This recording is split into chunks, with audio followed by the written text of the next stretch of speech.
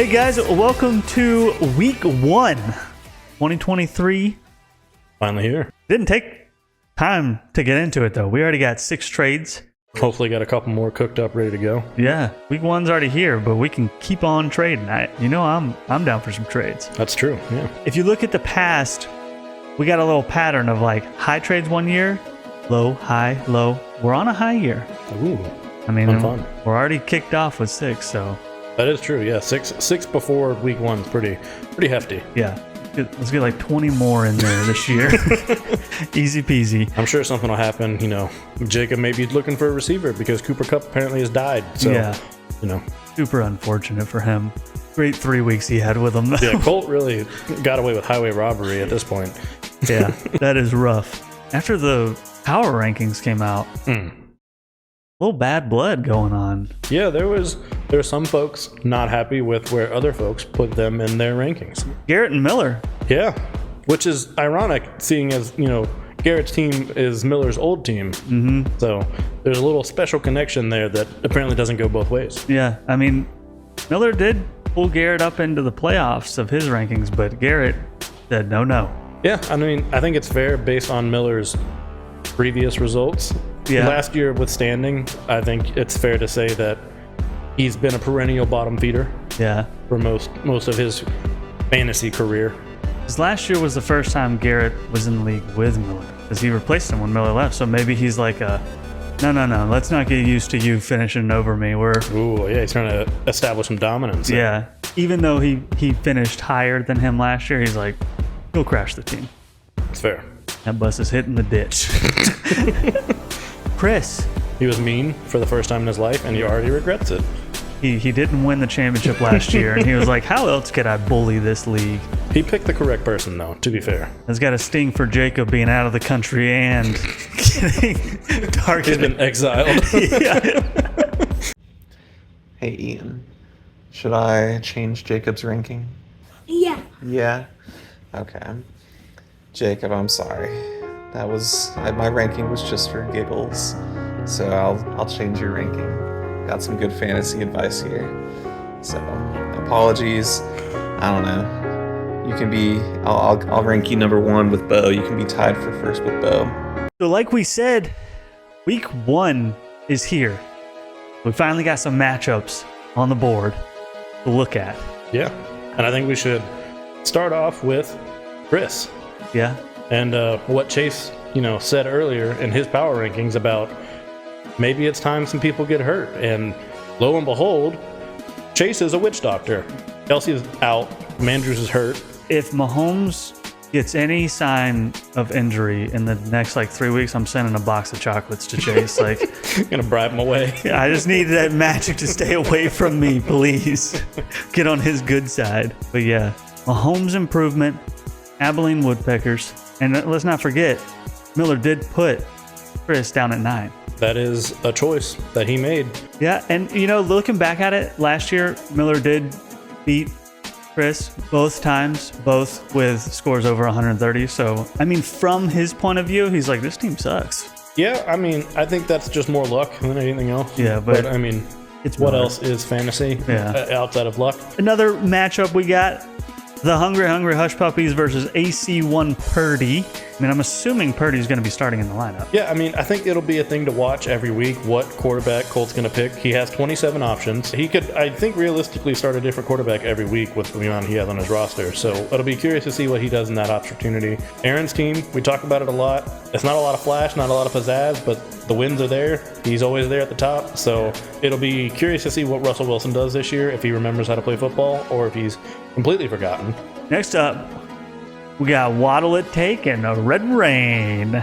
Yeah, this one's it's a little awkward to me. I'm not used to being on the end of this record. I apparently suck against Chase. Yeah, I mean, the last time you beat him was 2019, week 6. So hopefully that trend changes, and hopefully Chase takes it easy on me week 1. Maybe he feels bad. Yeah, that'd be cool. Try and even out the record a little bit. Exactly. And we got championship rematch, Trade Station and Pantaji Pupil team. I think it'll be a lot of fun to see it's not the real matchup, but to see a game that hopefully doesn't end in a tie, or Yeah. the game just being called dead because some guy died on the field. Yeah, that would be preferred.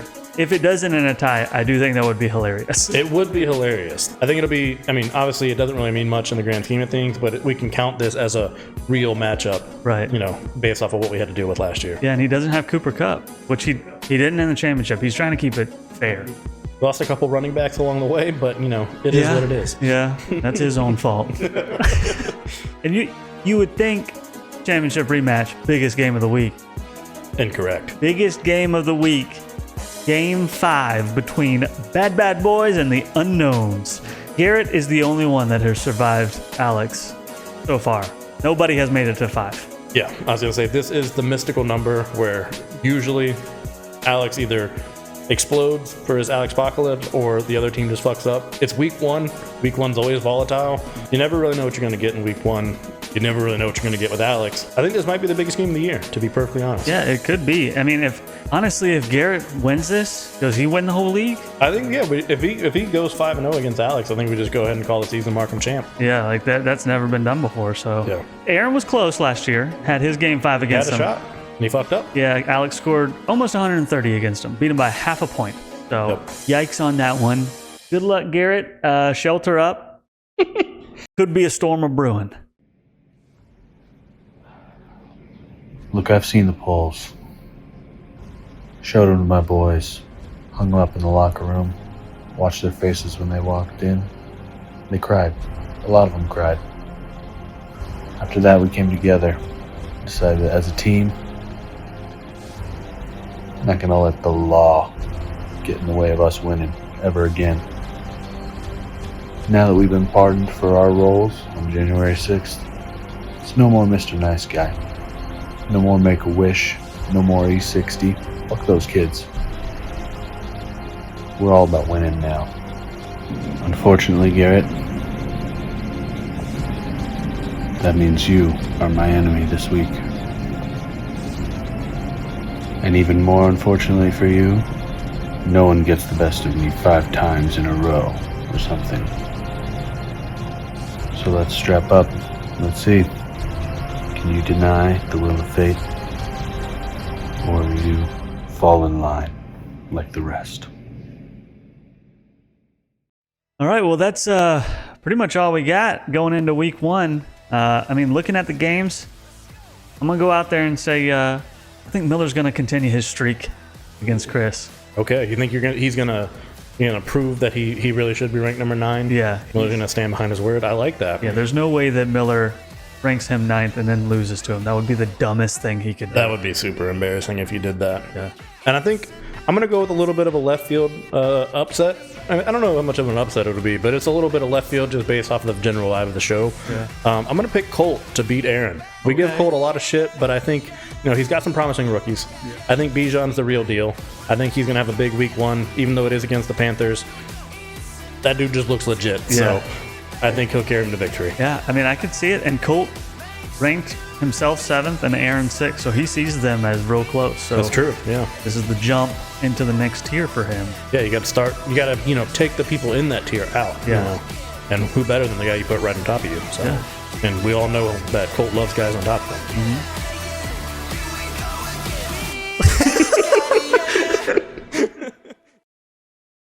Hello, league mates of future ranks 2 through 10.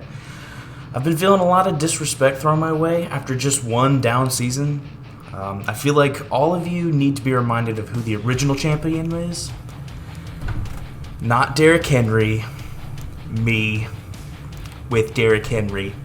So I think the best way to put you all in your places is to rank you based on how likely you are to beat me in a fight. But before I get started, I do have a few disclaimers.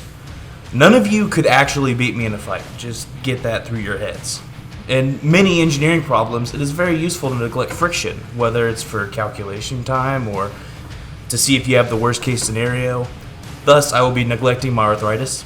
And this does not constitute a challenge in any physical altercation with any of you. I'm all talk and I absolutely refuse to back any of this up. Let's get this started. Number 1 on the list, myself. I beat myself quite often. Winky face. Coming in at number 2, Kevin. Outside of me, he's definitely the most massive person in our league. Depending on the time of year, he could be more massive than me. Nevertheless, he's more massive than the rest of you, so he gets number 2. Number 3, Alex. I mean, he still works out sometimes, I'm pretty sure. And, he's got some mass to him. Maybe he's lost some over the past few months, but definitely more massive than most of you. Coming in at number 4, Aaron. You'll notice I put a lot of thought into this because I think he's probably in the top 4 in mass, and I promise the rest of these aren't all based on mass. Number 5, Jacob.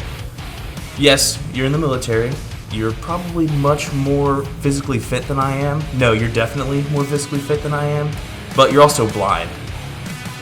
Coming in at 6, Chris. Nerd. In many engineering problems, it is very useful to neglect friction. Alright, Chase. Last time I saw you, you were pretty small. I can't imagine you've gotten too much bigger, so I think 7's a good spot for you. Number 8, Garrett. I honestly just have no respect for you physically. Number 9, Bo. Well, Bo, you're pretty damn scrawny.